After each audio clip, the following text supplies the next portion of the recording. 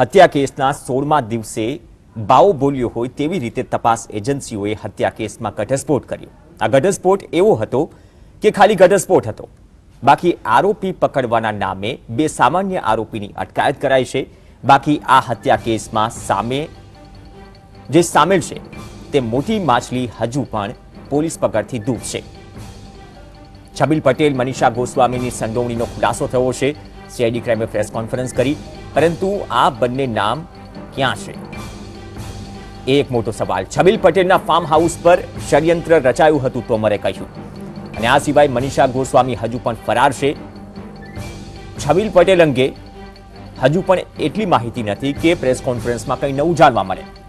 મનીષા ગોસ્વામીની શોધખોળ હજુ પણ ચાલુ છે, બેની અટકાયત, પરંતુ મોટી માછલીઓ હજુ પકડથી દૂર। નીતિન પટેલ અને રાહુલ પટેલની આ હત્યા કેસમાં ધરપકડ થઈ છે। મહારાષ્ટ્રના યરવડાના શાર્પ શૂટર શશિકાંતની સંડોવણી હોવાનું પણ તપાસમાં સામે આવ્યું છે।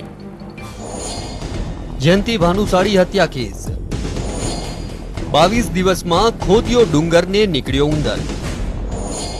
બે ફોલ્ડરની ધરપકડ કરીને તપાસ એજન્સીઓએ કર્યા ઊંચા કોલર। છબીલ પટેલ અને મનીષા ગોસ્વામી ક્યાં છે તેની ખબર નથી। શાર્પ શૂટરથી પણ દૂર છે તપાસ એજન્સી।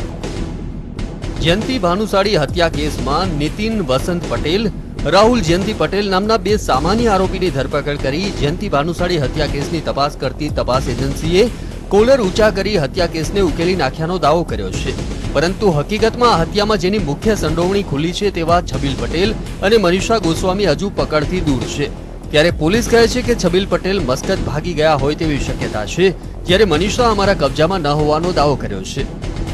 છબીલભાઈ પટેલ તારીખ 2 જાન્યુઆરીએ મસ્કત જવા રવાના થયા, એટલે આ ભારતથી બહાર જતા રહ્યા। અમારી કસ્ટડીમાં નથી, ક્રાઇમ બ્રાન્ચની કસ્ટડીમાં નથી, એસઆઈટીની કસ્ટડીમાં નથી, એટીએસની કસ્ટડીમાં નથી।